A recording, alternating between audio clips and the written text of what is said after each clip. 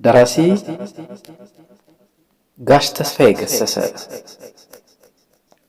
ጥናት ክፍል 3 ምዕራፍ 15 በሳምንቱ።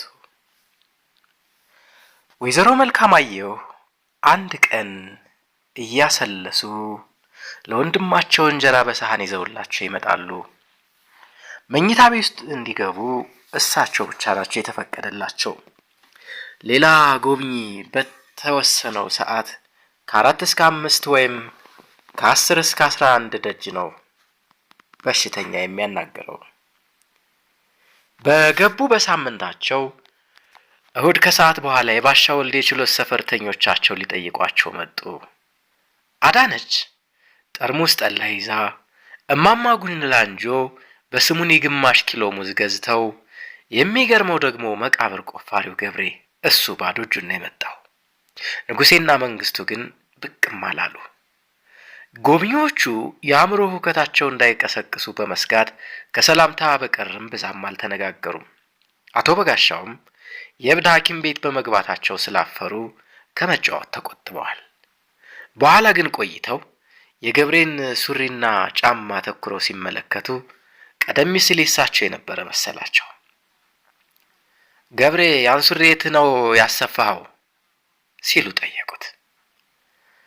ካንተር ነው ከርቸሌ ሲወስዱት የሸጠልኝ በ20 ብር። ከየት አግኝቶት ነው የሸጠልህ? እንጃ፣ ከሚገድላቸው ሰዎች የሚገፋውን ይሆናላ። እሱ ይገድላል፣ እኔ እቀብራለሁ። እሱ ይገፋል፣ እኔ ለብሳለሁ። አሁን ስራ እንዴት ነው? ከተሳስ ግርግር በኋላ ቀዝቅዟል። እነ ከንትርም ታስረዋል። ዝም ሆነ። የኔ 5 ብር ሳታመጣልኝ ቀረህ አይደለም አሉ እማማ ጉላንጆ። አሁን ስወጣ አመጣልሻለሁ፣ ስኳሬ ሙች። አዳነች ከጡቷ ውስጥ የሸጎጠችውን የድግምት መጽሐፍ አወጣችና ደብተራ ሞገሴ ይህንን ድርሳነ ሚካኤል የለም መልካ ሚካኤል ጠዋት ይድገሙት ብለው ልከውልዎታል። አንድ 10 ቅጠል የያዘች ትንሽ የጸሎት መጽሐፍ ሰጠቻቸው። ንግሰ ሚካኤል ይላል። ተስፋ ገብረስላሴ ዘብሔረ ቡልጋ ያሳተመው። ያልመጡት ሁሉ ሄደው ነው። አቶ በጋሻው ሰይፍ የመዘዘውን የሊቀ መላኩን ስዕል ተሳልመው ኪሳቸው ከተቱት። እዝጌር ደጉን ይበለዎት ብለዋል። ሌሎቹም አማኑኤል ይማሮት፣ እግዚአብሔር ይማሮት እያሉ ተሰናብተዋቸው ወጡ። አዳነች ወደ ኋላ ቀርታ ያመጣሁልዎትን ጠርሙስ ሲጨርሱ ለወይዘሮ መልካማየሁ ይላኩልኝ አለቻቸው። ሸፍነው የጠጡት የሚካኤል ጠበል ብዬ ነው ያሳለፍኩት። እግዚአብሔር ይስጥልኝ። ተነስተው ጨብጠዋት በጋቢያቸው ሸፍነው እግራቸው ስር አስቀመጡት። ከዛም ደብተራ ሞገሴ ላከላቸውን የጸሎት መጽሐፍ አውጥተው ገለጡት። እንዳጋጣሚ የጳጉሜ ወር ምንባብ ላይ ነው። እሱ ግን የሚካኤል ሳይሆን የሩፋኤል ንግስ ነው። ሰላም ለሩፋኤል መስተፍሴ አልባብ ዘተባለ። በልጅነታቸው ዳዊት ደግሞ ጨርሰዋል። ስለዚህ ግዕዝ ሙሉ በሙሉ ባይገባቸውም ያነባሉ። ንባቡን ቀጠሉ። እስመ ይፈውስ ህማመ ወአስመ ያጥኢ ቁስለ እንዘይብል ለጦቢት እስማዖት ቃለ ጸድቃለ ይገብሩ ይደግኑ ሳህለ ወእለ የኤብሱ በነፍሶሙ ያመፁ ሀጉለ። መጽሐፊቷን ዘጉና አሰላሰሉ። ምን ሊያሳስባቸው ነው እዚህ ገጽ ላይ የከፈቱት? ለጦቢያ ያንሾካሾክላትን ለሳቸውን መናገሩ ይሆን? ጽድቅ ከሰራህ ምህረት ትደግናለህ፣ አበሳ ከፈጸምክ ግን በነፍስ ሁከትን ታመጣለህ ሲላቸው ይሆን? አምላኬ ሆይ አማኑኤል አደራህን ከመዓቱ ሰውረኝ ብለው አማትበው ተነሱ። ሙዙንና የሚካኤልን ጠበል በጋቢያቸው ሸፍነው ወደ አልጋቸው አዘገሙ።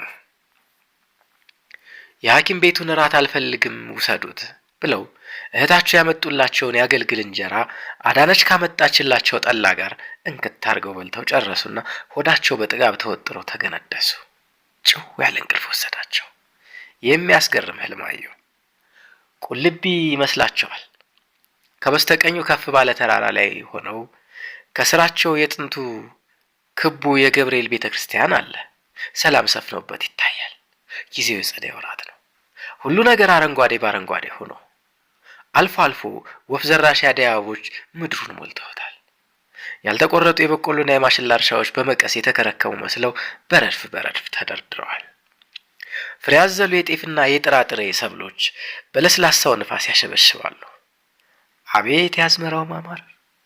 እንደዚህ በሐሴት ተውጠው ሳለ አጠገባቸው ካለ የአደይ አበባ ችምችም ውስጥ ቲዚ ብቅ ትላለች። መልኳ የቲዚ ነው።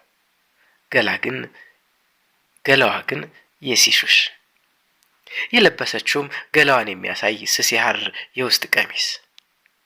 ሲተያዩ ፈገግ ትልና ተነስታ ንፋስ እንዳመጣት ይመስል አጠገባቸው ትቆማለች። ይነሳሉ፣ ያቅፋታል። ከንፈሯን፣ ጉንጯን፣ አንገቷን ይስሟታል። በእጃቸው ጡቷን ጨፈት ያደርጉታል። ትልቅም አይባል ትንሽ መዳፋቸውን የሚሞላ ልስልስ አጎጠጎጤ። አጎንብሰው መጀመሪያ የቀኟን ሁለተኛ የግራ ጡት ጫፏን ሳብ ጠባ ያደርጉታል። ባፋቸው የሚጣፍጥ ጨው የሚል ወተት ይመላባቸዋል። እንደገና ተመልሼ እንደ ሕፃን ልሆን አሉ ለራሳቸው።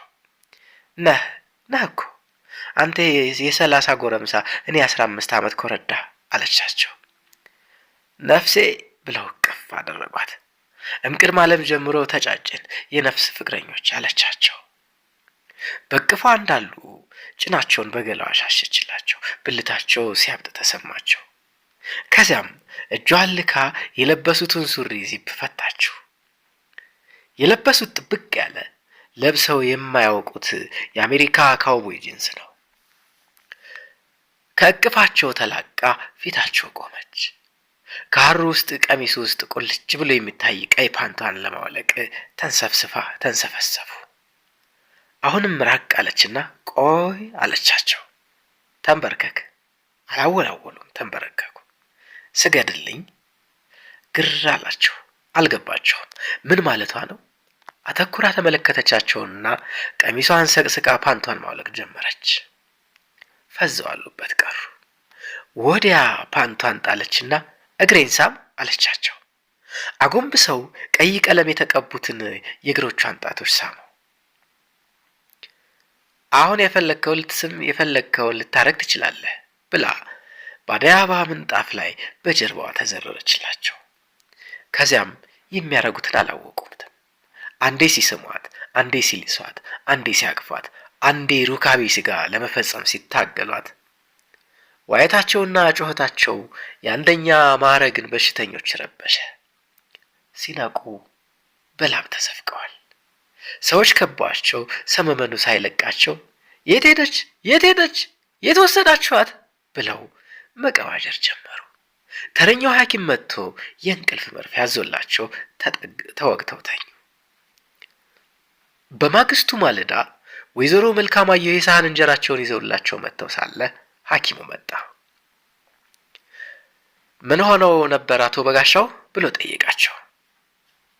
ሚስቴ መታ ከሷ ጋር አድሬ ነው። በስመ አብ ዶክተር አሉ ወይዘሮ መልካማየሁ። አረ ሚስቴ የሚባል ነገር መቼም አግብቶ አያውቅም። ቤት ተከራይቼላት አብረን እንኖር ነበር። በተሳስ ግርግር አቻምና ጥላኝ ጠፋች። እውነት ነው ዶክተር ጠየቁ። አረ ሲቃዥ ነው። ካልጋው ስር ያለው ጠርሙስ ተመለከተና ያ ምንድን ነው ብሎ ጠየቀ። ወይዘሮ መልካማየሁ አጎንብሰው ሊያነሱት ሲሉ ፍንግል ብሎ ውስጡ የቀረ ጥቂት ጠላ ተደፋ። ጠላ? ተቆጣ ዶክተሩ። እዚህ ሐኪም ቤት አልኮል እንዳይገባ ክልክል አይደለም? ለምን ይዘው መጡ? እኔቴ ይዤም አልመጣሁ። የሚካኤል ጠበል ነው ብላ አዳነች ናት ትናንትና ያመጣችልኝ። ጠርሙሱን ውሰጅላት አሉ አቶ በጋሻው በእርጋታ። ጥፋተኞቹ ዘመኞች ናቸው። ቆይ ተረኛውን አገኘ የለ? ወደ ነርሷ ዞር አለና ነገ ጠዋት ኮረንቲ ክፍል ለወይዘሮ መልካማየሁ ሁለተኛ እንዳይደገመው ብሎ አስጠንቅቋቸው ሄደ።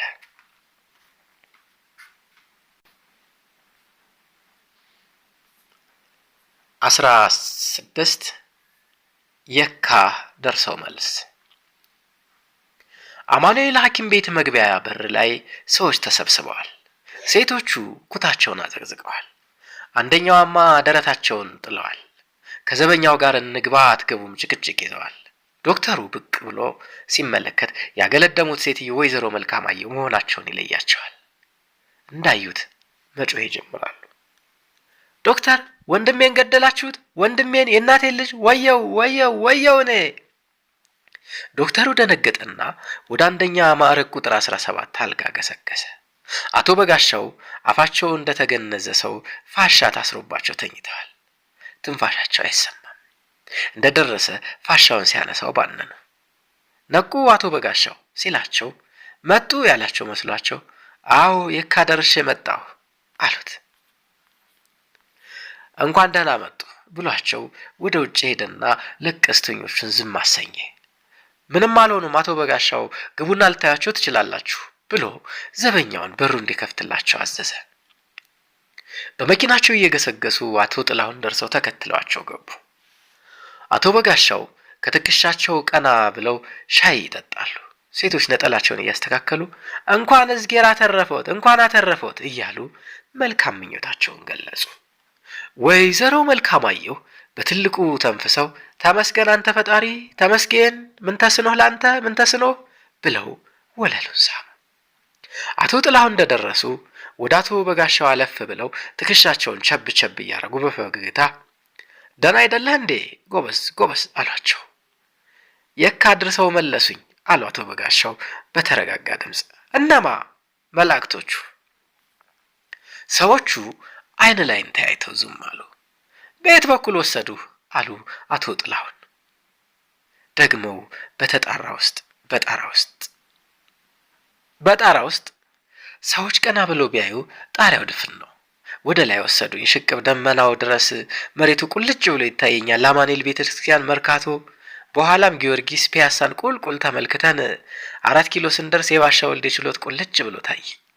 ስላሴ፣ ባለወልድ፣ የመቃብሩ ስፍራ ሁሉ ኦራኤል። ከዛ የካ ስንደርስ ሚካኤል ብርሃን ለብሶ ብርሃን ተጎናጽፎ አቆመን። ቅዳሴ ነው አታልፉም አለን። የጣሪያውን ጉልላት ዘልቀን ቅድስት ውስጥ ወረድን። ከዚያ በቄሶች ገላ ውስጥ እየዘለኩ ህዝቡ መሃል ገባሁ። የህዝቡንም ገላ እየጣስ ወደ በሩ ጋር ሄጄ ቆምኩ። አንደኛው ጸሎተኛ ደግሞ የኔን ገላ ጥሶ ወደ ውስጥ ገባ ቁርባን ሊቀበል። ቅዳሴው ሲያልቅ እንደገና ጣሪያውን ሽቅብ ጥለን ወጣን። ሽቅብ ወይዘሮ መልካማየሁ ሰዓሊ ለነ ቅድስት እያሉ ጣታቸውን መቁጠር ጀመሩ። ሁለተኛው ሰማይ ስንደርስ ሚካኤል እንደገና ብቅ አለ። አትቀልድብን አሉ አቶ ጥላሁን። የምሬን ነው ጋሼ ጥላሁን ኃይለ ሥላሴ ይሙት ብሎ ቀጠለ። ኤው ያን ሬሳ አለ ሚካኤል። ከዛ ርቀት የኔም በድን ገላ እዚያ አልጋ ላይ ተገንዞ አየሁት። ሬሳ ነው በድን። እኔ ግን እሱ ውስጥ አልነበርኩም። ከዛ እናንተን ስታለቅሱ አየዋችሁ፣ እንባ በእንባ ስትራጁ። ሚካኤል አዘናላችሁና መልሱት አላቸው መላእክቶቹን። ቦምብ የፈነዳ ነው የመሰለኝ ተመልሼ ገላዬ ውስጥ ስገባ። ከዛ ዶክተር መጥቶ የተገነዘውን አፌን ፈቶ እንኳን ደህና መጣህ አለኝ። ሰዎቹ በትግርምት ተያዩ። ገብሬ መቃብር ቆፋሪው ብቻ ፈገግ አለ። ዋ ለጥቂት አመለጥከኝ አላቸው። አዳም የንፍሮ ልትበይ ድሜ ብይ ብለው አንሶላውን ተጎናንበው ተኙ። ሰራተኞቹም የረቡበት አሁን ነው ከኮረንቲ የነቁት ብለው ጠያቂዎቹን ሁሉ አስወጣቸው።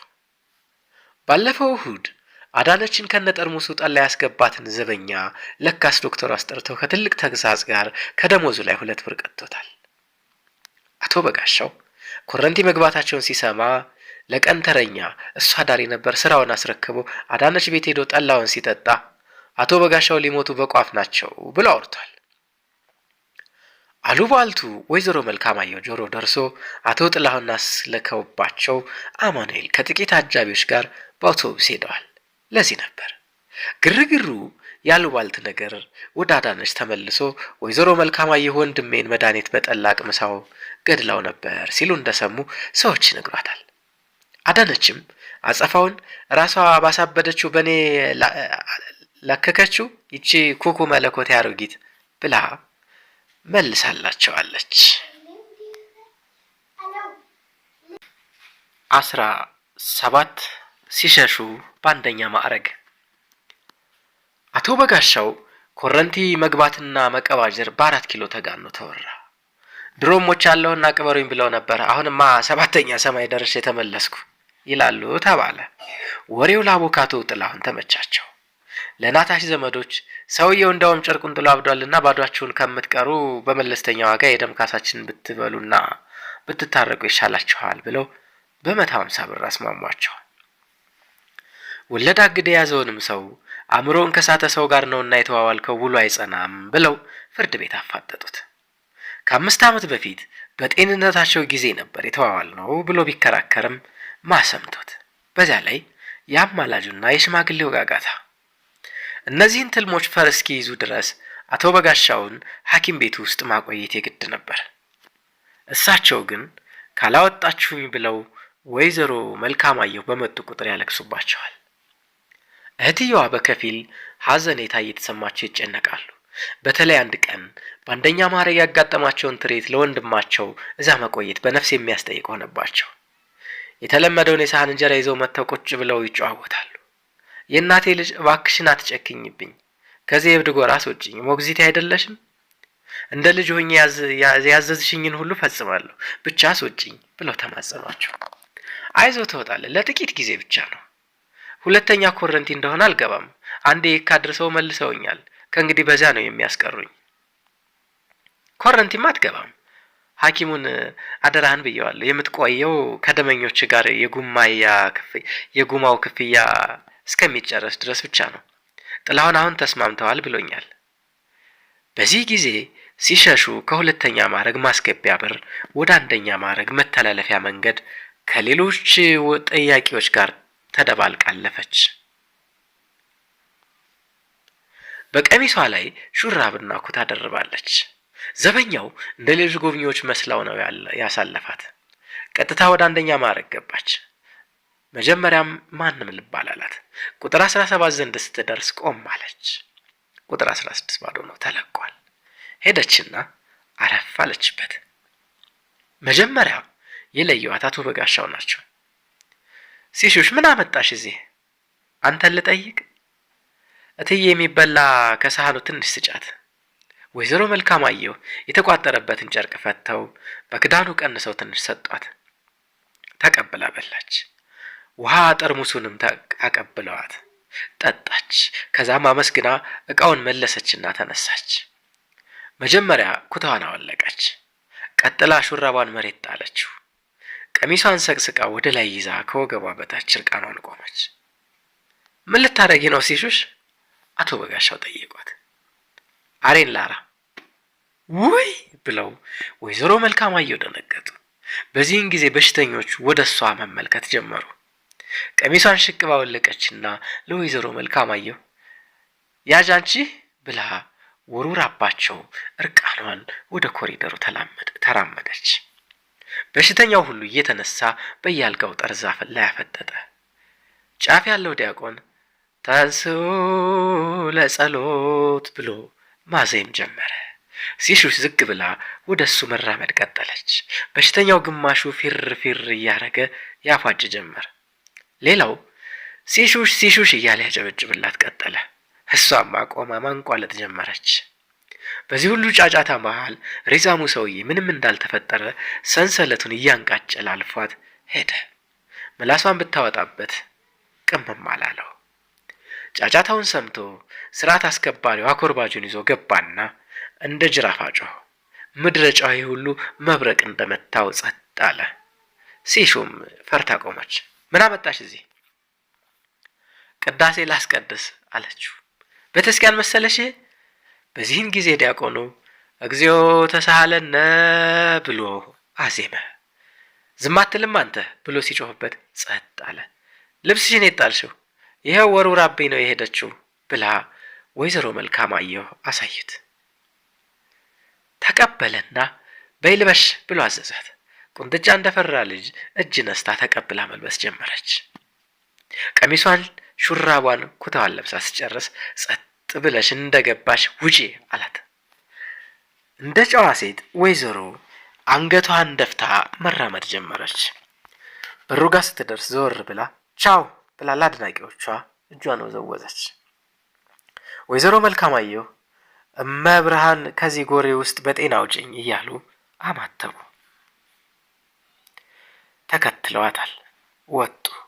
የመጣው ይምጣ እንጂ ወንድሜንስ ከዚህ ማት ውስጥ አወጣዋለሁ ብለው በልባቸው ቆረጡ። 18 የደም ካሳ። ልክ የዕለት 2 ግንቦት 29 ቀን 1957 ዓ.ም ከአማኑኤል ሐኪም ቤት አቶ ጥላሁንና ወይዘሮ መልካማየሁ በመኪና መጥተው አቶ በጋሻውን አስወጧቸው። በቀጥታም ቅድስተ ማርያም አካባቢ ከግንፍሌ በላይ ወዳለው ሰፈር ወሰዷቸው። የናታሽ 80 ነበር። በጋዜጣ ወረቀት ሸፍነው የገዙትን ቀንዱ አረቄ ይዘው ገቡ። በጣም መለስተኛ የጭቃ ቤት ነው። ውስጥ 5-6 ሰዎች ተቀምጠዋል። ሲገቡ በኖርታ ተቀበሏቸው። በተዘጋጀላቸው ወንበሮች ላይ እንደተቀመጡ አንዲት ሴት በሰንና ብረት ውሃ አቅርባ እጃቸውን አስተበጠበቻቸው። መጀመሪያ ለአቶ ጥላሁን ስታቀርብላቸው ብድግ አሉ። አይሆንም ተብለው ተቀመጠው ታጠቡ። ቀጥሎ ወይዘሮ መልካማየሁ እንደተቀመጡ ጣታቸውን ብቻ ለቅለቅ አድርገው እንዲደርቅ ረጩት። በመጨረሻ አቶ በጋሻው ጋር ስትቀርብ ተነስተው ተቀመጡ ቢባሉ ማሻፈሬ ብለው እንደቆሙ ታጠቡ። ከዛም የቀሩትን እንግዶች ታጥበው በሳህን እንጀራ ቀርቦ ወጥ ከመጨለፉ በፊት ጠላ ከማንቆርቆሪያ በየብርጭቆ ለየሰው ተቀዳ። እግዚአብሔር የናታሽን የገብረ ስላሴን ነፍስ ይማር፣ ከአብርሃምና ከያዕቆብ ጎን ያኑርልን፣ እርቀ ሰላሙን ላወረደልን አምላክ ክብር ምስጋና ይድረሰው፣ ማዕዱን ይባርክልን ብለው አንድ ቆብ ያጠለቁ መነኩሴ ተነስተው ጸለዩ። የተጠራውም ተጋባዥ ተነስቶ ሲጨርሱ አሜን ብሎ ተቀመጠ። ተበላ ተጠጣ። በመጨረሻም አቶ ጥላሁን ያመጡት ቀንዶ ተከፈተ። ከመጠጣቱ አስቀድሞ አቶ ጥላሁን የሚቀጥለውን ንግግር አደረጉ።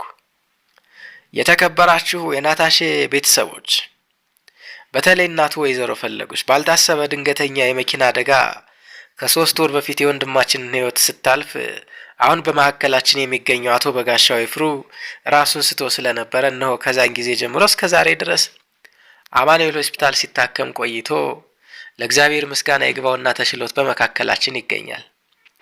ይህንንም ድንገተኛ አጋጣሚ የሟች ቤተሰቦች በሚገባ ተረድተው በቂም በቀል ሳይሆን በ40 ቀን እድል ግጥምጥም የደረሰ በመሆኑ በሁለቱ ወገኖች ማለት በሟችና በገዳይ መካከል እርቀ ሰላም ወርዶ የተስማሙበትን የደም ካሳ ክፍያ ለመስጠት መጥተናል።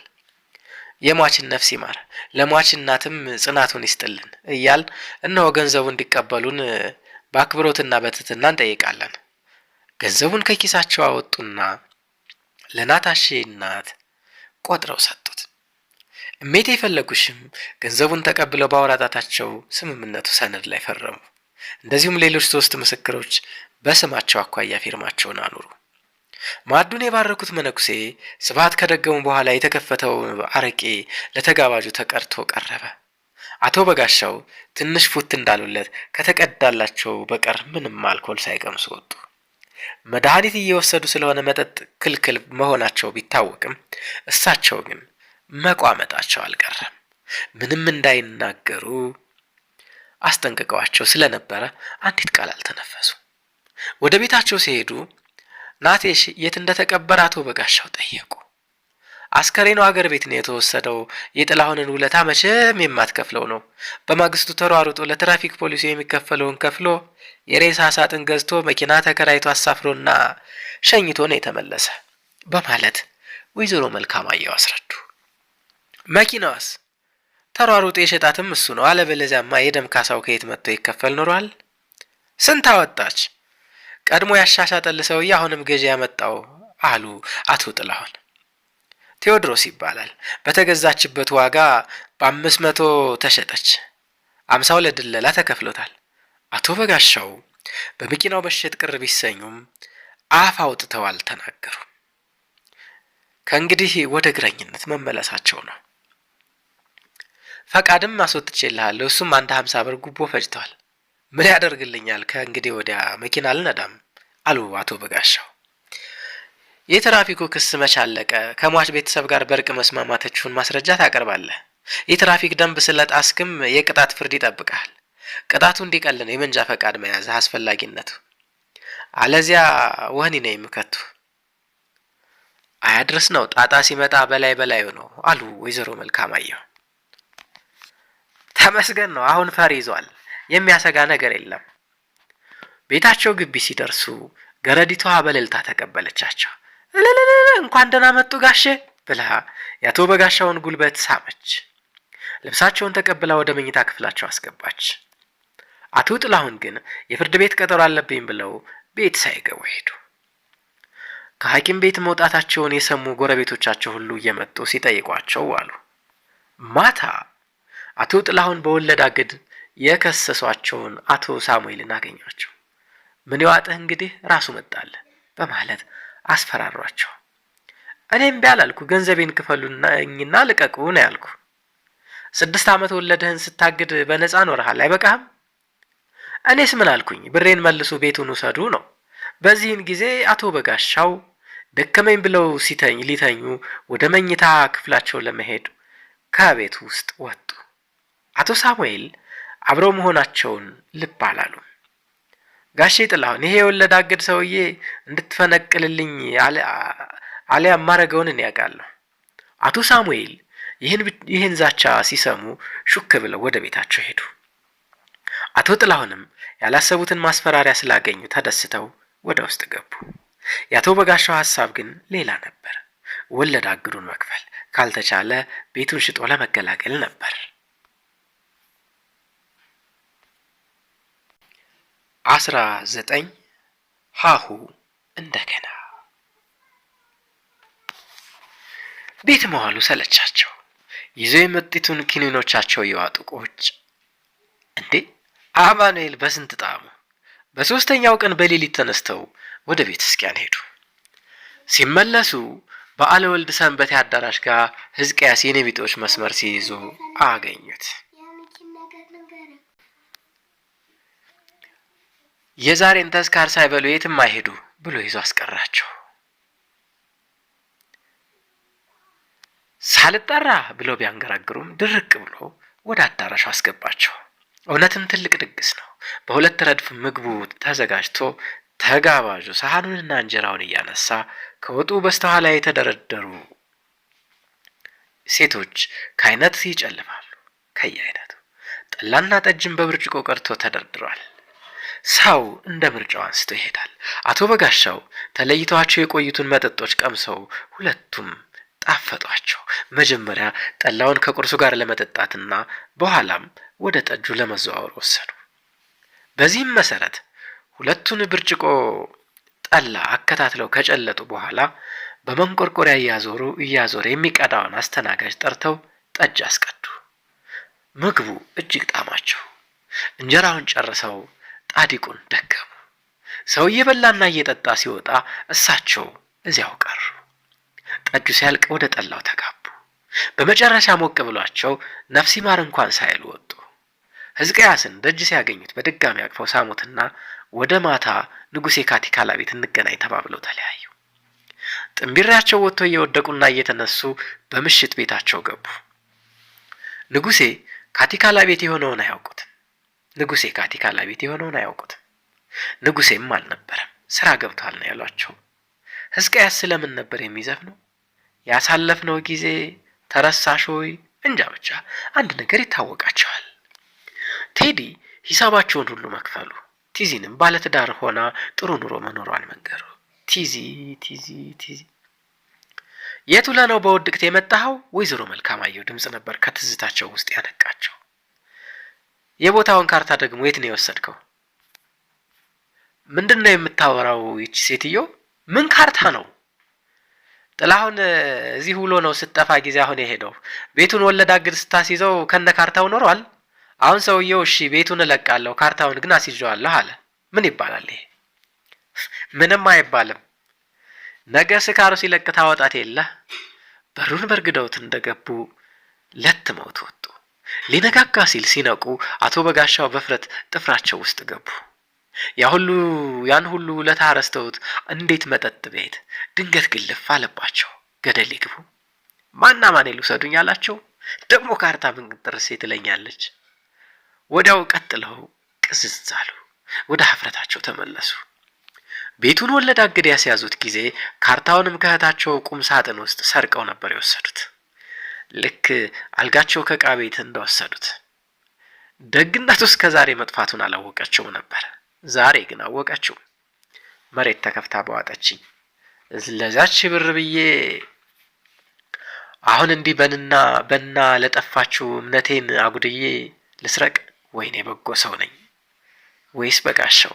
ተምታታባቸው። በድኔ ነኝ ወይስ አለሁ? ሕያው ነኝ ወይስ ሞቻለሁ? ለሁሉም ብሞት ይሻለኛል። የኔ መቆም ከንቱ ነው። ዘራፍ ወኔያቸው ገነፈለ። ማን ይፈራቸዋል? ማን ይፈራል? ማን ይፈራዋል? ሙትን ማን ይፈራዋል? ማዜም ጀመሩ። ማን ይፈራዋል? ከት ብለው ሳቁ። ቆንጠጥ ቢያደርጋቸው ጊዜ ለመክፈል ተነሱ ሽንታቸውን። አቤት ደስ ሲል! ከካካ ማፋጠጥ መገላገሉ። እፎይ ብለው ሞልቶ ሊፈነዳ ከደረሰው የውጭ ሰገራ ቤት ላይ ተነሱ። ወደ መኝታ ክፍላቸው ከመሄዳቸው በፊት በግቢው ውስጥ የንጋቱን ቀዝቃዛ አየር እየመጠጡ ሲንሸራሸሩ ቆዩ። ረፋዱ ላይ አቶ ጥላሁን መጥተው አስጠሯቸው። እንግዳ ማረፊያው ክፍል ውስጥ ከወይዘሮ መልካማየሁ ጋር ተቀምጠዋል። አቶ በጋሻው አንገታቸውን ደፍተው ገቡ። መጀመሪያ ዝም ሆነ። በኋላ አቶ ጥላሁን ጸጥታውን ሰበሩት። አቶ ሳሙኤል ቤቱን ለመልቀቅ ተስማምተዋል። ወለድ አግዱስ? አቶ በጋሻው ጆሮአቸውን ሊያምኑት አልቻሉም። ግማሹን ክፈሉኝና ለቃለሁ ብሏል።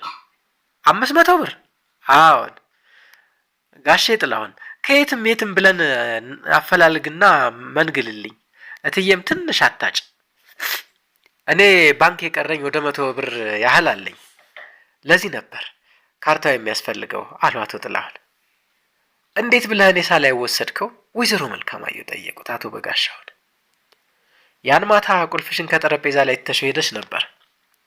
አንስቼው እኔ ጋር አሳደርኩትና ጠዋት በስስኪያን ስቴጂ ተነስቼ ቁም ሳጥኑን ከፍቼ ወሰድኩት። ቁልፉን አገኘሁበት ቦታ መለስኩት። አንቺም ሳትጠረጥሪ አንስተሽ ረሳሽው። እስከ ዛሬ ካርታው መኖር አለመኖር እንዴት ሳታውቂው ቀረሽ? አቶ ጥላሁን ጠየቁ። ዶሴ ውስጥ ነበር፣ ገልጬው አላውቅም። አሁንማ ይመለሳል፣ ምን ችግር አለው ብለው አቶ በጋሻው ተናገሩ። ችግሩ እሱ ነው። አቶ ሳሙኤል ካርታውን አስይዞት ከባንክ 500 ብር ገንዘብ ተበድሮበታል። እንዴት ሊሆን ቻለ? በተዋዋላችሁት ቃል ነዋ። ገንዘቡ እስካልተመለሰ ድረስ ካርታውን ለማስያዝ መብት ሰጥተዋል። ያ ቴዲ ነው ጉዴ ሰራኝ አሉ አቶ በጋሻው በጸጸት። እንዴ አንዴ የሆነው ሆኗል። አሁን የሚበጀውን እናድርግ። ወይ 500ን ከፍሎ ቤቱን ማስለቀቅና አከራይቶ በየወሩ ኪራይ ለባንክ እየከፈሉ ጨርሶ ካርታውን መውሰድ ነው፣ አሊያም መጠበቅ። ይህ ምን ጥቅም አለው? ቤቱን ለቀቀ አልለቀቀ ልዩነት የለውም አሉ ወይዘሮ መልካማየሁ። አለው እንጂ አንደኛ ቤቱ በእጅሽ ይገባል፣ ሁለተኛ እየሰራሽበት እዳው ይከፈላል። ሌላ ሰው ቢሆን እኮ ይህንንም እድል አይሰጥሽም። ቀስ ብሎ ነው የሚከፈለው ደግሞ አይደለም። ቀስ ብሎ ነው የሚከፈለው ደግሞ አይደለም፣ በግድ በየወሩ አይሆንም አሉ አቶ በጋሻው ትንሽም ቢሆን የወር ገቢ ለማግኘት ጓጉተው። ዋናው ቤቱን በእጅ ማስገባት ነው አቶ ጥላሁን ባጽኖት ተናገሩ። ይሁና መቼስ ይሁና ተስማሙ ወይዘሮ መልካማየሁ። አንተም ነገ ተነገ ወዲያ ሳትል ብርህን ከባንክ አውጣና አምጣው፣ የተቀረውን እኔ አሟላለሁ፣ አሁኑኑ እሄዳለሁ ብለው አቶ በጋሻው ተነሱ። ቁርስህን ብላ ያደርሳል አሏቸውና ተቀመጡ።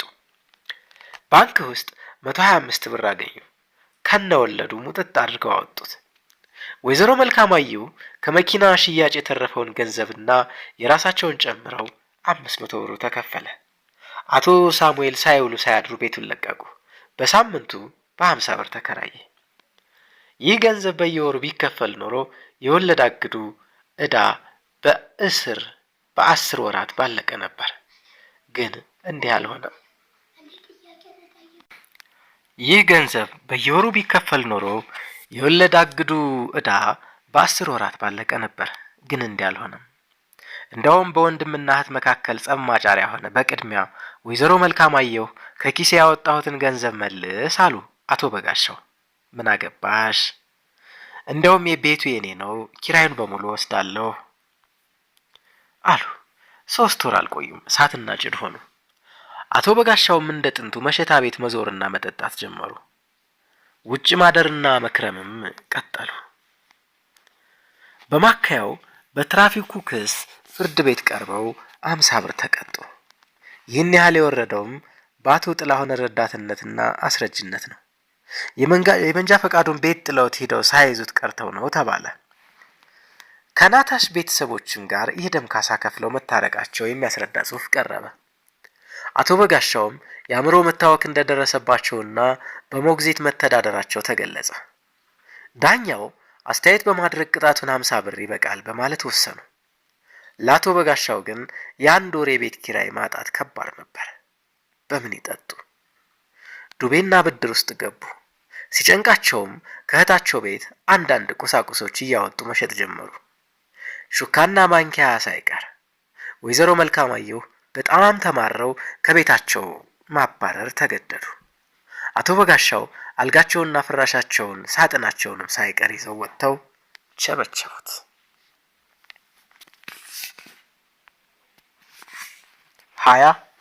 አዲስ ኑሮ። ትልቁ ጓደኛቸው ሕዝቅያስ ሆነ። ሲያገኙት ተካፍለው ይጠጣሉ፣ ሲያጡ ምጽዋት ይጠይቃሉ። በመጨረሻ አቶ በጋሻው ጠቅልለው ሕዝቅያስ ከሚኖርበት መቃብር ቤት ውስጥ ማደር ጀመሩ። አንዳንዴ ሌሊት ያስነሳና ቡትቶ አስከናንቦ ከየኔ ቢጤዎች ጋር ያሰልፋቸዋል። በሚያገኙት ሳንቲም ጠላና ካቲካ ላይ ይግፉበታል። መግባታቸውም በየአውደ ዓመቱና በየተስካሩ የሚመጸውቱት የጠብል ጣሪቅ ጥርቅም ሆነ ምግባቸው። አቶ በጋሻው አእምሯቸው ንክ ስለሆነ የቤታቸውን ኪራይ በሞግዚታቸው በኩል እንጂ በእጃቸው እንዳይቀበሉ ተከለከሉ። ወይዘሮ መልካማየሁ አንዳንዴ ብቅ ሲሉ የተወሰነ ገንዘብ ይጥሉላቸዋል፣ ልብስም ገዝተው ያለብሷቸዋል። ግን ወዲያው አውልቀው ይቸበችቡታል። አቶ በጋሻው ሌላ ያመጡት ፈሊጥ ተማሪ ቤት የሚሄዱትን ወጣት ልጃገረዶች እያስፈራሩ ማባረር ሆነ። አንቺ ነይ አይናሬን ጥረጊልኝ ብለው ሲጠጓቸው ልጆች እየጮሁ ይሮጣሉ። እሳቸውም እንደ ማባረር ይቃጡና ይቆማሉ። ሕዝቅያስም ሌሎችም የኔ ቢጤዎች በመክሯቸው አልተውም። በተለይ ጠጥተው ሞቅ ካላቸው በኋላ ይብስባቸዋል። ትልቅ ሴትም ብትሆን ያባረራሉ። የምትፈራቸው ካገኙ ሕዝቅያስ አንድ ቀን እንዲህ ሲል አጫወታቸው። ብር ያለው ጊዮርጊስ ነው። ጊዮርጊስ ትልቁን ገንደስ ሲባል አልሰማህም? አቤት እዚያ ያለው ጠላና ጠጅ፣ የመጽዋቹ ብዛትስ! ጌቶቹም እዚያው ሲያስቀድሱ ብር ይሰጣሉ አሉ። ወይኔ እግሬ ቆራጣ ባይሆን እዚያ ሄጄ ነበር የማግበሰብስ። አቶ በጋሻዎችን ጥቆማ በልባቸው ይዘው የጊዮርጊስ ዕለት አራዳ ወጡ። በዚያው ቀሩ። የቤተክርስቲያን የውጭ አጥር የድሆች መናኸሪያ ነው።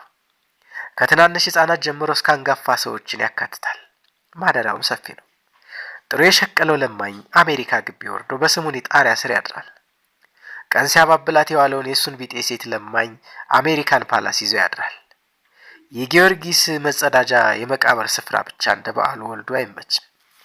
አላፊ አግዳሚ ሁሉ ስለሚጸዳዳበት በአይነ ምድር ተጨናንቋል። ለአቶ በጋሻው ግን አራዳ ተስማማቸው። ከንፈሩን ከሚመጥባቸው ከባሻ ወልዴ ችሎት ሰው መራቃቸውም ደስ አሰኛቸው።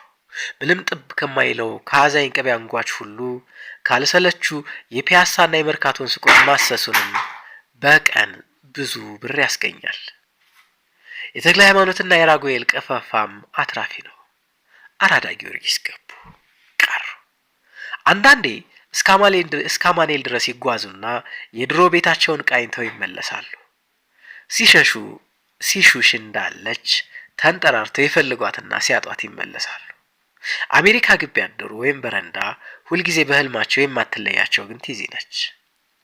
በልዩ ልዩ ፖዚሽን ወይም መጀመሪያ ጊዜ ገፈርሳ አበባ መሀል ተኝተው ወሲብ ሲፈጽሙ ያሉ፣ ሲነቁም ልክ በውን እንዳደረጉት ይመስላቸዋል። በበነጋታው ቀን ሙሉ ሴቶች ልጆች ሲያዩ ቲዚ ብለው ይጣራሉ። ቀጥሎም ነይ እኔን ጥረጊልኝ በማለት ነይ ናሬን ጥረጊልኝ በማለት ያባሯቸዋል። ጢማቸው ተንዠርጎ ጸጉራቸው እንደ ባህታዊ ተንጨፍሮ ሲታዩ እውነትም አስፈሪ ቁመና ያለው መነኩሴ ይመስላሉ። ልጆችም ግማሹ አባ ቲዚ ግማሹ አባ ጤና እያለ ያሾፍባቸዋል። ሲጠጓቸው እየሳቁ ይሸሿቸዋል። የበረንዳ ኑሮ ሌላም ሱስ አስከተለባቸው። ማጨስ ጀመሩ። ገዝተው ሳይሆን በየመንገዱ የሚጣለውን ቁራጭ እያነሱ መቃም ጀመሩ። ገዝተው ሳይሆን ተቀንጥቦለት የሚጣለውን ገረባ ጫት እያነሱ በመጨረሻም ዕፀ ፋርሱን አንድ መነኩሴ ያቀመሳቸውና አስለመዳቸው። ባገኙት ቁጥር እሱንም መሳብ ጀመሩ። በመሃሉ በጣም ታመሙ። ደም ያስታውካቸው ጀመረ። ከሱ ገረጡ፣ ከሰውነት ውጭ ሆኑ። ይህን የተመለከተ ድሮ የሚያውቃቸው ሰው ለወይዘሮ መልካማየ ሄዶ ይነግራቸዋል። ምንም ቢሆን ስጋው ነውና ሞተ ቢባል ሳይቆጨዎት አይቀርም አላቸው። የፈረደባቸውን አቶ ጥላሁንን ለምነው በመኪናቸው አራዳ ጊዮርጊስ ሄዱ። እዛ ወድቀው አገኟቸው። ትንፋሻቸው አለ እንጂ ምንም የማይሰሙትን አቶ በጋሻውን አንስተው ወደ ምኒልክ ሆስፒታል ወስደው አስተኟቸው። መንስኤው የምግብ እጥረትና የጨጓራ ቁስለት ስለነበር ትንሽ ብቾትና እንክብካቤ ሲያገኙ አቶ በጋሻው ፈጥነው ዳኑ። ወይዘሮ መልካማየሁ 2 ሙሉ ልብስ ከነጫማውና ሸሚዙ ጋር ገዝተው አመጡላቸው። ያን እየቀያየሩ እየለበሱ ግቢ ውስጥ ሲንሸራሸሩ ከረሙ። በ15ኛው ቀን ወጡ። ወይዘሮ መልካማየሁ የቀድሞውን የአቶ በጋሻውን ክፍል አሳድሰው ቀለም አስቀብተውና አልጋውና ፍራሽ አዲስ አንሶላ ገዝተው አስገቧቸው። ቂማቸውንም ትተው በእውነተኛ የእህትነት ስሜት ተቀበሏቸው። አቶ ጥላሁንም መጽሐፍ ቅዱስ ከቤታቸው አምጥተው እሱን እንዲያነቡና ወደ እግዚአብሔር እንዲመለሱ መክረው ሄዱ። ለ8 ቀናት ያህል እንደተባሉት ጠባያቸውን አሳምረው ተቀመጡ። ኋላ ግን ያቅበጠበጣቸው ጀመር። በህልማቸው ቲዚ መጎብኘቷን ቀጠለች። እሳቸውም ልጃገረዶችን ቲዚ እያሉ ማባረር አሰኛቸው። አንዴ ውሃ ጠምቷቸው የመንገዱን ጥግ ይዞ የሚፈስ ቆሻሻ ውሃ በእጃቸው ጨልፈው ሲጠጡት ያረካቸው ጣዕም ትዝ አላቸው። ሌሊት በእግረኛ መንገድ ላይ ተዘርረው ሰማይ ላይ ሲቁለጨለጩ የሚቆጥሯቸውን ከዋክብት ናፈቁ። በግብታዊነት መጽሐፍ ቅዱስን ወዲያ አሽቀንጥረው የተሰፉላቸውን ሱፍ ልብስና ጫማ ይዘው ወጡ። ጠፉ።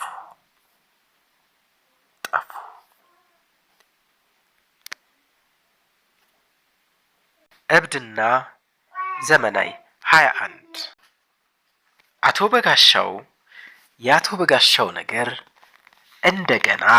እንደገና ሀሁ ሆነ።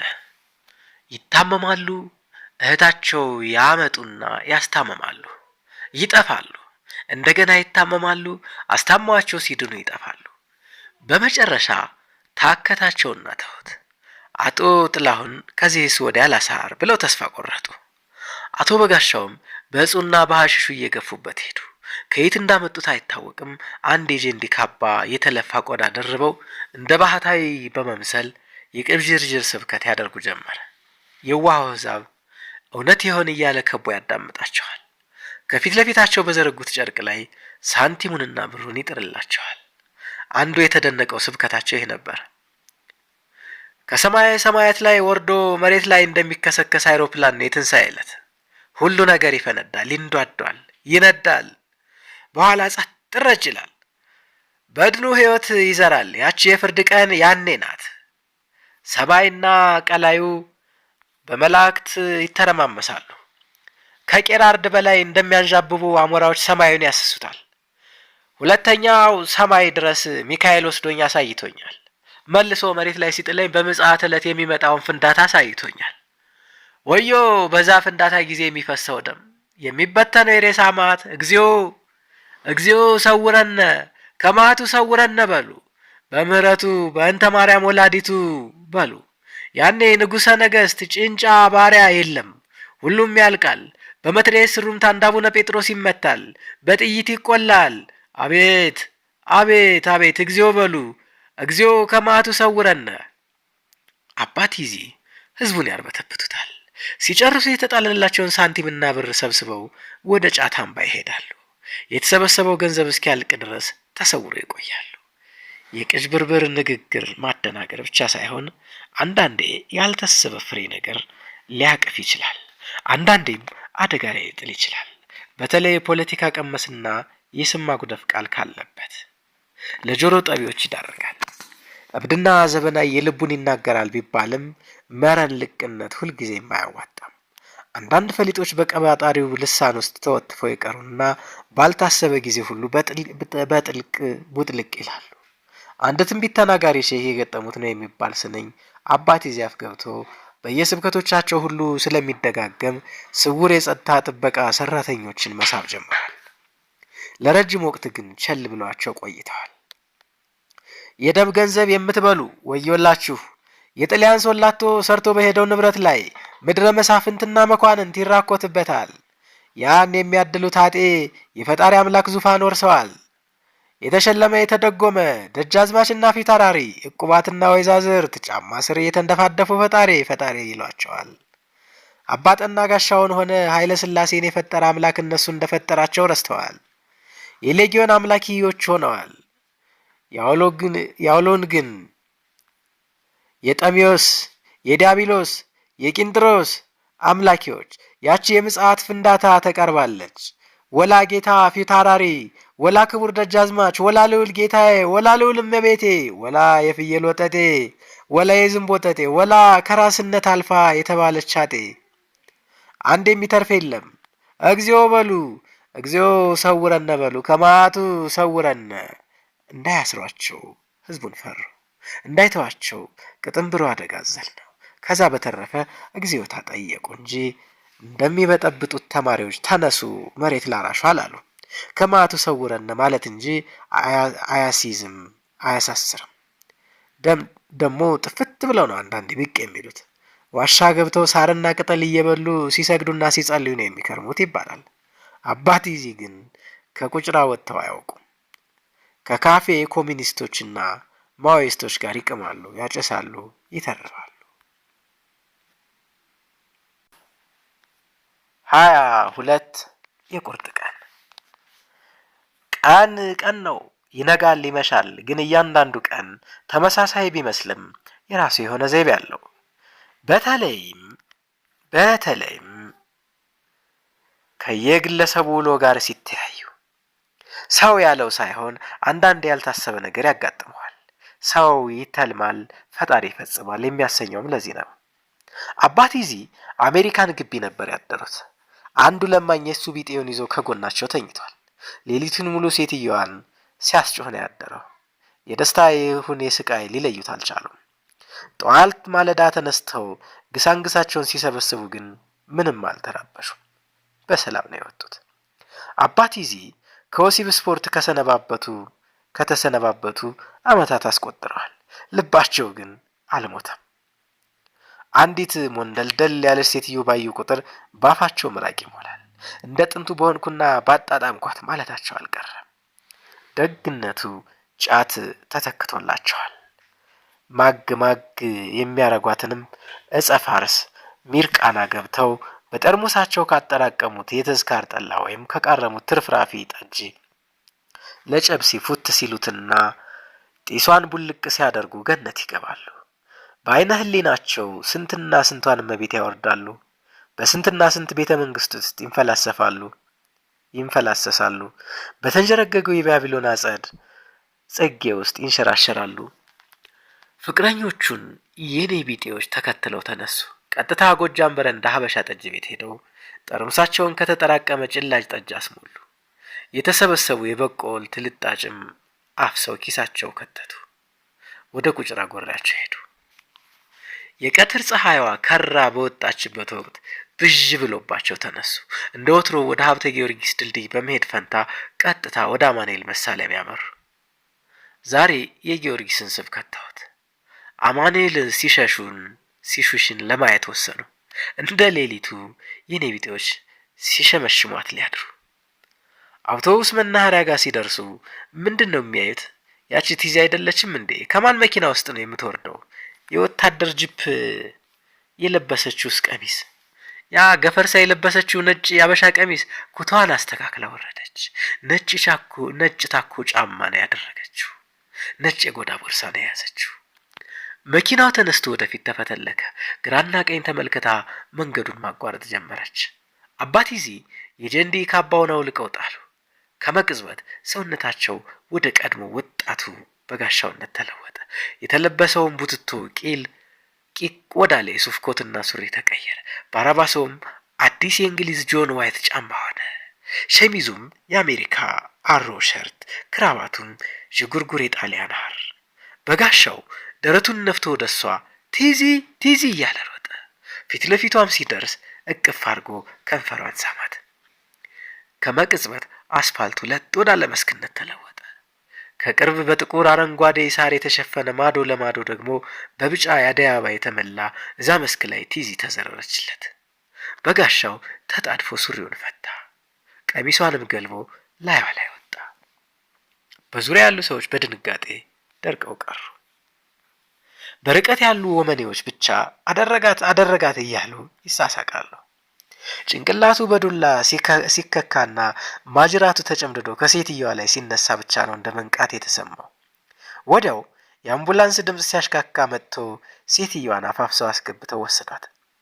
አባቲዚ 3ኛ ፖሊስ ጣቢያ ተወስደው ከብዙ ግርፊያና ድብደባ በኋላ አንድ ጨለማ ክፍል ውስጥ ተጥለው ተዘጋባቸው።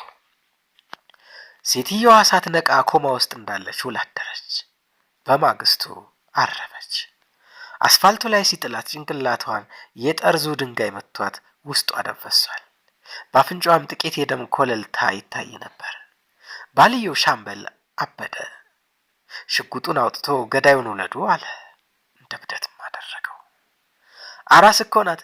ገና ከአራስ ቤት እንደወጣች ቁልቢ ክርስትና አስነሳታለሁ ብላ ወደ ዘመዶቿ ልትወስዳት የአውቶቡስ ቲኬት እንድትቆርጥ ነበር ትቻት የሄድኩት። 2 ነፍስ ነው ያጠፋው ይሄ ይብድ። እንዴት ተለቆ ከተማ ለከተማ ይዞራል? እንዴት አዲስ አበባ የይብድ መናኸሪያ ትሆናለች? ምን አገር አለ? ምን መንግስት አለ? እልሁም እንባውም እየተናነቀው ለያዥ ለገራዥ አስቸገረ። ሁኔታውን የተመለከተና የሰማ ሁሉ በገዳዩ ላይ ሞት ነው የፈረደበት። እርግጥም እንዲህ ያለ ቀውስ ለህብረተሰቡ አደገኛ እንደሚሆን የሚያከራክር አልነበረ። አባቲዚ ግን በምንም አይነት አኳኋን ሰው አልገደልኩም አሉ። ቢገረፉ ቢቀጠቀጡ ቃላቸውን አላጠፉ። ሁልጊዜ የማደርገው ነው አሉ። ሁልጊዜ በህልሜ የማየው ነው። ቲዚን ገፈርሳ ሜዳ ላይ ተንጋላያታለሁ፣ ሩካቤ ስጋ ፈጽመን እንነሳለን። ከዛ የተለየ ነገር አላደረኩም ብለው ዱታ ነኝ አሉ። ሻምበሉ በማግስቱ ሚስቱ መሞቷን ሲሰማ ይበልጥ ጨርቁን ጣለ። ሽጉጡን መዞ ወደ ማዕከላዊ ገሰገሰ። ውለዱ አባ ጤናን አለ። ምን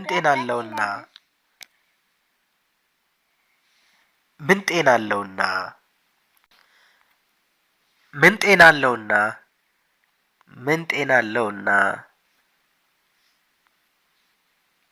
እዚሁ ነው ዘርሬው ደሙን የማፈሰው። ወይኔ ማሞ አራስ ሕፃን አስታቅፎ ሊያመልጥ የጨቅላዋን ሕፃን እናት እኮ ነው የቀጠፋት።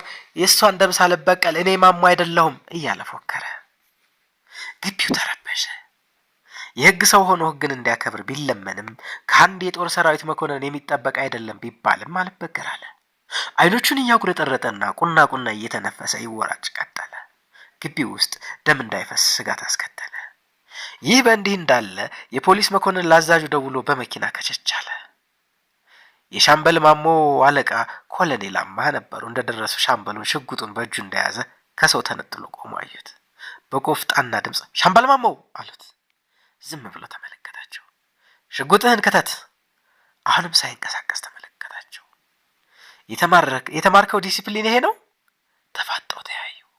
ሻምበል ማሞ እንደገና ጮሁበት። ከመቅጽበት መሳሪያውን ማፉዱ ውስጥ ከቶ ሰላምታ ገጭ አድርጎ ሰጣቸው። አቤት ጌታዬ አለ። ተዝናንተው ተጠጉት። እጃቸውን ትከሻው ላይ አሳርፈው የደረሰብህን ሁሉ ሰምቻለሁ። ቻለው። ቆፍጣና ወታ አይደለም እንዴ? ሞት ለወታደር መጫወቻው ነው። በላሁን እንሂድ። በወጉርምህን አውጣ። ከመስሪያ ቤት ሁሉ ነገር ታዞልሃል። ማጓጓዣ መኪናዎች፣ አስፈላጊ ሰው ኃይልም አስከሬን በሚገባ ሸኝ። እኔም ቀብሩ ላይ ይገኛለሁ። እምባውን ሊገታው ያልቻለው መኮንን አጽናንተው ወደ መኪናቸው አስገቡት። 23 ችሎት። ፍርድ ቤትም ተወስደው ሲቆሙ አቶ በጋሻው መካዳቸውን ቀጠሉ። አቃቤ ሕጉ ከ15 በላይ የአይን ምስክሮች አቅርቦ በመሃል አረጋገጠባቸው። አቶ በጋሻው ግን ኃይለ ሥላሴ ይሙት መርካቶ መሃል ሰው አልገደልኩም ብለው ድርቅ አሉ። አቃቤ ሕጉ ለውሳኔ ሐሳብ ሲያቀርብ ወንጀለኛው ፍጹም አወናባጅ ለመሆኑ ከመጠሪያ ስሙ ብዛት ጭምር ማስረጃ ቀረበ። አንዴ በጎ ሰው ነኝ ይላል፣ አንዴ ደጉ ሰው፣ ሌላ ጊዜ በጋሻው፣ ያውቋበድ ስሙ ደግሞ አባቲዚ ወይም አባጤና ነው። ይህ ሁሉ ማንነቱ ለመደበቅ የሚጠቀምበት ዘዴ ነው። በእርግጥ አንድ ጊዜ አማኑኤል ሆስፒታል ገብቶ ነበር። ነገር ግን ጤንነቱን አረጋግጦ ሐኪም አስወጥቶታል። ከዛ ባህታዊ በመምሰል ጸረ ዘውድ፣ ጸረ መንግስት፣ ጸረ ሰላም የሆነ ስብከት ሲያካሄድ ቆይቷል። መንግስት በትዕግስት ጉዳዩን ተመልክቶ ቢተወው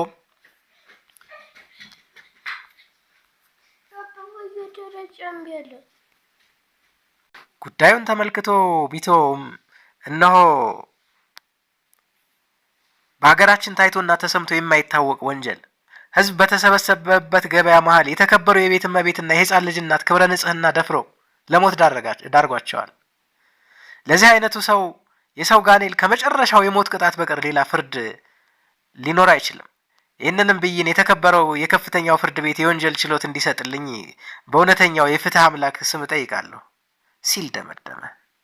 ሰብሳቢው አፈ ንጉሥ ዳኛ ከብይኑ በፊት ወንጀለኛው የሚናገረው ካለ እድል ሰጡት። የለኝም። ለመሆኑ እውነተኛ ስምህ ማን ነው አሉት። የፈለገውን ነው ሰው የሚጠራኝ። እንዴት? አንዴ በጎ ሰው አንዴ ደጉ ሰው ብሎ ገድሎ ቀበረኝ። የሞትኩት እኔ ሳልሆን አቶ በጎ ሰው የሚባል ነበር። ከቀብር መልስ በጎ ሰው ተብዬ ቀረሁ። በችሎቱ ላይ የተገለጸው የፍቅረኛ የቲዚ በህልሜ እየመጣች ስለምታስተዳድረኝ እሷን የመሰለች ሴት ሁሉ ሳይ ቲዚ ማለት ጀመርኩ። ትንንሾች ልጆችም አባቲዚ እያሉ ይጠሩኛል። ፖሊስ ጣቢያ ገብቼ ስታሰር አባጤና ጋሻው ብለው ጽፈው መዝግበውት መጠሪያዬ ሆነ። በቅጽል ስም እብዱ እያሉ ይጠሩኝ ነበር። እኔም እብዱ አይደለሁም አባጤና ነህ በሉኝ ብዬ አሳመንኳቸው። እኮ አባጤና የልጅ ኢያሱ ይፈረስም ሲሉ ክቡር አፈ ንጉሥ ጠየቁ። የኢያሱ ይሁን የተፈሪ አላውቅም።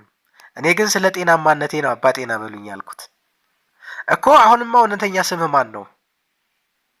አባጤና በጋሻው ይፍሩ። አፈ ንጉሡ ከጎናቸው ለተቀመጡት ግራና ቀኝ ዳኞች ይህንን ስም እንዲይዙ አሳሰቡ። የምትጨምረው ከሌለ ለፍርድ ውሳኔ ቀጠሮ እንሰጣለን። ይፈቀድልኝ አለ አቃቤ ሕጉ። ጨርሰሃል አንተ አሉትና ከለከሉት።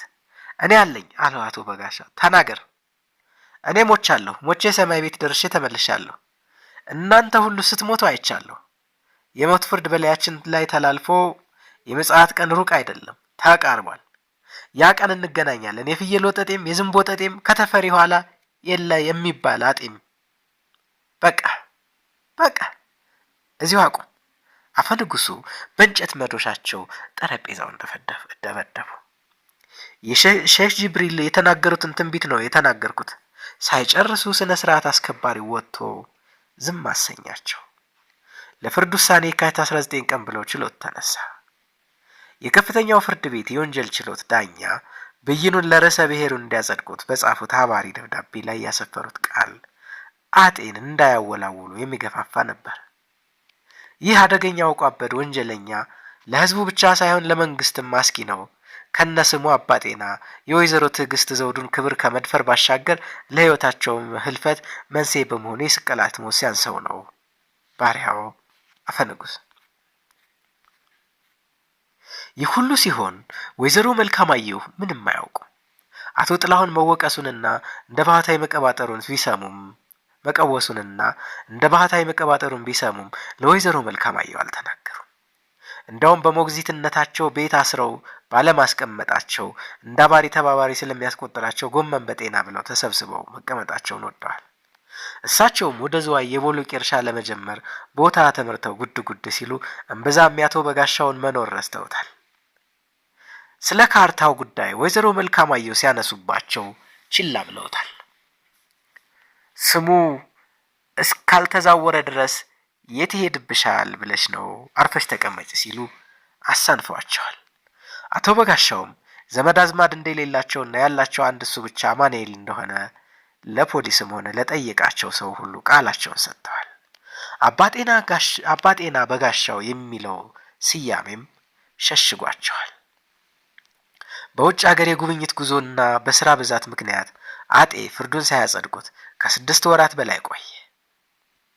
በማካያው አንዲት የዕድሜ ይፍታሽ ፍርድ የተበየነባት ሴትዮ በይግባኝ ዙፋን ችሎት ቀርባ ነበር። ከቀድሞ ባል ልጇ ጋር ተባብራ ያሳደጉትን እንጀራ አባቱን በጩቤ ወግተው ገድለዋል ተብለው በማስረጃ ተረጋግጦ የተወሰነባት ብይን ነበር። አፈ ንጉሡ አስተያየት በማድረግ እሷ ሴት ስለሆነች በዕድሜ ልክ እንድትታሰር፣ ልጇ ግን በስቅላት እንዲቀጣ ወስነው ነበር። የይግባኝ መብቷን ተጠቅማ ለዙፋን ችሎት አቀረበች። ርዕሰ ብሔሩ የአፈ ንጉሡን አስተያየት የጾታ አድሎ ነው በማለት ሻሩት። ልጇ ከሞተ እሷም ትሞታለች፣ አሊያም ሁለቱም በዕድሜ ይፍታ ይታሰራሉ እንጂ አንዱ ሞቶ ሌላው አይኖርም ብለው መኳንንቱ እንዲተቹበት ፈቀዱ። አብዛኛው መኳንንት አብራ ትሰቀል የሚል ሆነና አጤም አጸደቁት። ችሎቱ ሲነሳ ቢሮአቸው ሲመለሱ ስለ አባጤና የስቅላት ፍርድ አፈ ንጉሡ ያቀረቡትን አባሪ ደብዳቤ አነበቡ። ሆይ አቤት ሆይ ልጅ ኢያሱ በሞቱ በ30 ዓመታቸው የፈረስ ስማቸውን አንግቦ ወንጀለኛ ይነሳብኝ። ምን አይነቱን ቀበኛ ይዟል! ይህ የምንወደው ህዝባችን ደግሞ የወይዘሮ ትዕግስት ዘውዱን ክብር በመድፈር ሲል አፈ ንጉሣችን የጠቆመው የኔን ዘውድ በመድፈር ማለቱን ጭምር ነው። የፍርዱን ትንታኔ ገጾች ገልብጠው ማንበብ ጀመሩ። አውቋበት በመምሰል ብዙ ጸረ ህዝብና ጸረ መንግስት ፕሮፓጋንዳ እንደሚያካሄድ እንደነበር አነበቡ። የእች ባቄላ ያደረች እንደሆነ አትቆረጠምም በማለት የሞት ስቅላቱን በማጽደቅ ፊርማቸውን አኖሩበት። እንደዚሁም ከ30 በላይ ሰዎች በማጅራት መችነት ገድለዋል ተብለው የሞት ፍርድ የተፈረደባቸው የነከንትርና አበሮቹን ዶሴ ተመለከቱ። የእነሱም በስቅላት ይሙቱ ነው የሚለው። ይህስ ይበዛል። ለመልካም ስማችን ብዙ ስቅላት አይበጅም፣ በጥይት ተደብድበው እዚያው ዘብጥያ ይገደሉ ብለው ጽፈው ፈርመው ተነሱ። 24 ዋዜማ። አንድ ታስሮ የተፈታ ቱጃር ነጋዴ ለመስቀል በዓል ማክበሪያ ይሆን ዘንድ ሰንጋ አሳርዶ ለመስቀል በዓል ማክበሪያ ይሆን ዘንድ ሰንጋ አሳርዶ ከፊሉን ለቁርጥ፣ ከፊሉን ለጥብስ፣ ከፊሉን ለክትፎ፣ ከፊሉን ለወጥና አልጫ አሰርቶ ለዓለም በቃኝ እስረኞች እንዲጋበዙ ልኮ ነበር። እሱም ካቻ ማሞ የሚባል በነፍስ ግዳይ ወንጀል ተባባሪነት ዓለም በቃኝ ገብቶ በምህረት የወጣ እስረኛ ነበር። አባጤና ጋሻው ያላሰቡት ድግስ ቀርቦላቸው እንክት አድርገው በልተው ጨለማ ክፍላቸው ውስጥ ተኝተው ነው ቀኑን ያሳለፉት። ደያስ የሚባለውን የእስር ቤቱን መደበኛ ምግብ የወፍጮ ጥራጊ ዳቦና የገብስ ሻይ ወዲያው ትተውት ተኝተዋል። ከምሽቱ 3 ሰዓት ይሁን 4 ሰዓት ላይ የበራቸውን መቀርቀሪያ ቁልፍ ሲከፈት ነቁ።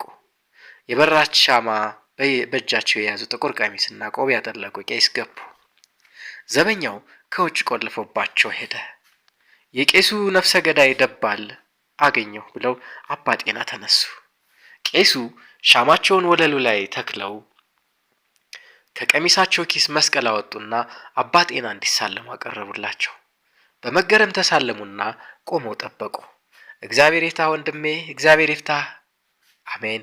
ነገ የሚሰቀል የቤተ ክርስቲያኖች አገልጋይ ባህታዊ አለና ሄደህ ኑዛዜውን ተቀበለው፣ የንስሐ ጸሎትም እንዲደረግ አግዘው ብለው ነው ብፁዕ አባታችን የላኩኝ። ብፁዕ አባታችን የመናገሻ ጊዮርጊስ ደብር አለቃ የት ያውቁኝ? ስብከትህን እንድታቆም ብዙ ጊዜ ከበላይ ትእዛዝ ሲመጣባቸው መንፈስ ቅዱስ አስመልክቶት ይሆናልና አልከለክለውም ብለው የፈቀዱልህ እሳቸው ነበሩ። የሞት ፍርድ እንደተፈረደበት ሲሰሙ ንስሐ ይግባ ብለው ልከውኝ ነው የመጣሁት። እኔ ዓለም በቃኝ ወህኒ ቤት አናዛዥ ካህን ነኝ። ምን ልናዘዝ አባቴ? የሰራሁ ኃጢአት ምንም ኃጢአት አልሰራሁም። ታው ልጄ፣ ያለ ማስረጃ አልተፈረደብህም። መንግስት በጭፍን አይሰራም። በዙፋኑ ላይ የተቀመጡት ንጉሠ ነገሥት በልዑል እግዚአብሔር ተሰይመውና በብፁዕ ቅዱስ ፓትርያርኩ ቅባ ቅዱስ ተቀብተው ዘውድ የጫኑ ናቸው። እሳቸውን ስትደፍር ቅድስት ቤተ ክርስቲያናችን እንደደፈርክ ነው የሚቆጠረው። ግን ኃያሉ እግዚአብሔር መሐሪ ነው። የክርስቶስ ፍቅር ውቅያኖሳዊ ነው። የፈጠረውን ነፍስ ገሃነመ እሳት እቶን ውስጥ ለዘላለም እንድትቃጠል አይፈልግም። በተሰበረ ልብ ተመልሶ ይቅርታ ለጠየቀው ሁሉ ምሕረቱን ይሰጣል። አሁን ተንበርከክና አብረን እንጸልይ። ውሸትዎን ነው። እኔ ሞቼ ሰማያትን አይቼ ተመልሻለሁ። አሁን ሲሄድ የሚሄድበትን አውቃለሁ። ገሃነም ያለው እዚህ መሬት ላይ ነው። እርሶም እሳቱን ከሚያራግቡት ሰዎች አንዱ ነዎት። ይውጡልኝና ልተኛበት ብለው አባ ጤና በቁጣ መለሱላቸው። ኧረ ተው ልጄ፣ ባይሆን አንድ አቡነ ዘበሰማያትን በል። ቲዚን አልገደልኳትም በዳዋት እንጂ ብለው ጮኹባቸው። አባ ደንግጠው በመስቀላቸው አማተቡ። በስመ አብ፣ ይሄስ የያዘው ጋኔል እንደሰፈረበት ነው። በስመ አብ ብለው በሩን አንኳኩ። ያመጣቸው ዘበኛ ከፍቶላቸው ወጡ። አባ ጤና ወለሉ ላይ ጭልጭል የምትለውን ሻማ እየተመለከቱ እግራቸውን አጣፍተው አንቀላፉ። እስኪነጋም አልተነሱ። 25 ኑዛዜ። ጠዋት ደያስና የገብስ ሻይ ሳይሆን ጥሩ ደንበኛ ቁርስ መጣላቸው። በልተው ሲጨርሱ በድጋሚ ይጸዳዱ እንደሆነ ተጠየቁ። አያስፈልገኝም አሉ። እጃቸውን የኋሊት ታስረው ዝግ የእስረኛ ማጓጓዣ መኪና ውስጥ ገቡ። እዚያ ውስጥ አንድ ወጣት ወንድና ጠና ያሉ ሴት ነበሩ። ቃል የተነፈሰ ሰው አልነበረም። መሳሪያ በያዙ ወታደሮች ታጅበው ከዘብጥያ ወጡ። ወደ መስፍን ሐረር መንገድ ጫፍ ሲደርሱ ሴትዮዋና ወጣቱ እንዲወርዱ ታዘዙ። ከወረዱ በኋላ አባ ጤናን መርካቶ አውቶቡስ መናኸሪያ ወሰዷቸው። ወንጀሉን ፈጸሙበት ስፍራ ረጅም የአጣና ቅስት ተተክሏል። መሃል ላይ ገመድ ተንጠልጥሏል።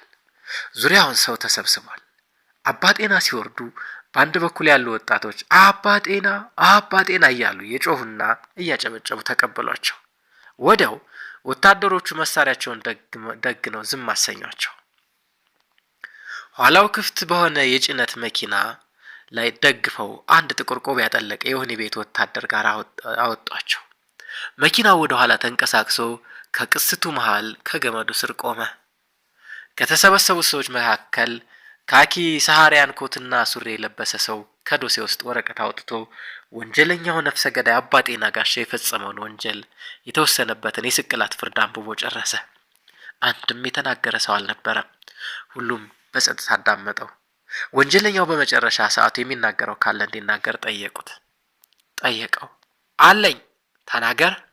ትላንትና ማታ አንድ ካህን ክፍሌ መጥተው ኑዛዜ ካለ ላናዝህ ብለውኝ ነበር። እምቢ አልኳቸው። አሁን ግን እናዘዛለሁ። ህዝቡ ምን ይናገር ይሆን ብሎ ተቁነጠነጠ። የሰራውን ወንጀል ይክድ ይሆን? ያምን ይሆን? ሌላስ የያዘው ምስጢር ይኖር ይሆን? የተከተለው የጸጥታ ውጥረት የተመላበት ሆነ። አባ ጤናም እንደማሰብ ዝም ብለው ቆሙ።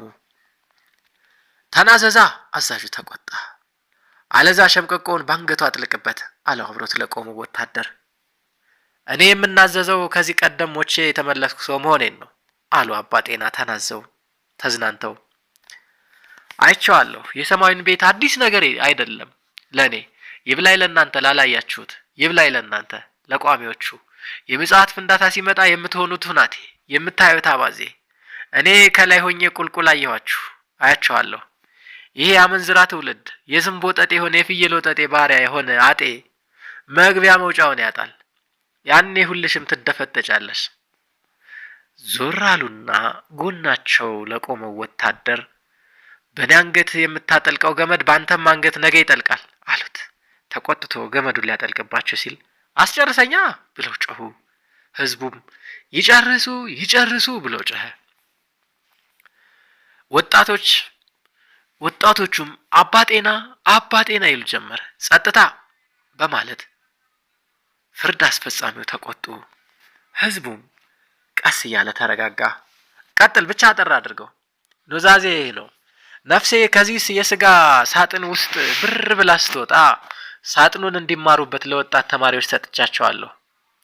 ይህን ከርሳም ሆዴን ለምን በልቶ እንደማይጠግብ በታት ነው ያጥኑት። ይህን ፍላጎቱ የማይሞላ ልቤን ለምን በቃኝ እንደማይል አውጥተው ይጠይቁት። ያለ ጊዜው ስራ ያቆመውን አመፀኛው ብልቴን ቆርጠው ይመርምሩት። አጽሜንም መማሪያ ክፍላቸው ውስጥ ወስደው አንጠልጥለው ጉልጥምቱንና ግጥምጥሚቱን ያጥኑት። በገቡና በወጡ ቁጥርም ሃይ ጆኒ እያሉ ይጥሩት። ኑዛዜን ጨርሻለሁ። ባይ ባይ። እጃቸውን እንዳያወዛውዙ የፍጥኝ ታስሯል። አብሮ የቆመው ወታደር አዛዡ ሲጠቅሰው ፈጥኖ ሸምቆቆውን ጎትቶ ባንገታቸው ላይ ያጠለቀው። መኪናው ወደፊት ሲፈተለክ አባ ጤና ተንጠልጥለው ተወዛወዙ። ከትንሽ መንፈራገጥ በቀር አልተሰቃዩም፣ ጸጥ አሉ። ድንገት ከህዝቡ መሃል ሽጉጥ ተተኮሰ። 2-3 ተደገመ። ሻምበል ማሞ ነበር። ሽጉጡን ሰገባው መልሶ ከተተና የጦር ሰራዊት ቆቡን አውልቆ ወደ ላይ አነሳ። ኃይለ ሥላሴ ለዘላለም ይኑር፣ ፍትህ ሰጥቶኛል፣ የሚስቴን ደም ተበቅሎልኛል አለ። አብረውት የቆሙት ወታደሮችም ቆባቸውን አውልቀው ተቀበሉት። ለዘላለም ይኑር፣ ለዘላለም ይኑር፣ ለዘላለም ይኑር፣ ለዘላለም ይኑር። ባለስልጣኖቹ በየመኪናቸው እየገቡ ሲሄዱ ህዝቡ እየተጠጋ ሬሳውን መመልከት ቀጠለ። አይኑ ፈጧል። የምላሱ ጫፍ በአንድ ወገን ወጥቷል። አንዱ ታዛቢ አሁንስ አባባ ጃንሆይ ያበዙት አለ። የትሳስ ጊዜ ነገር ማሜን ሬሳ ሰቀሉ፣ ዛሬ ደግሞ እብዱን። ቀኑን ሙሉ ሬሳውን ሰው እየመጣ ሲመለከተው አለ። ግማሹ መስፍን ሐረር መንገድ አዲሱ ገበያ የተሰቀሉትን ወንድና ሴት አይቶ የመጣ ነው። ሲሰቀሉ ያያቸው አንዳንድ ሰዎች ሴቷ ቆፍጣና ናት፣ ወንዱ ግን ሱሪው ላይ ሳተ ሲሉ ነበር። 9 ሰዓት ሲሆን የአቶ በጋሻውን ሬሳ የሚያወርዱ የሆነ ቤት ሰራተኞች ሲመጡ ረብሻ ተፈጠረ። ጠዋት ሲጮሁ የነበሩ ወጣቶች ተናዘውልናል፣ አስከሬኑን እንወስዳለን አሉ። አትወስዱትም፣ እንወስዳለን።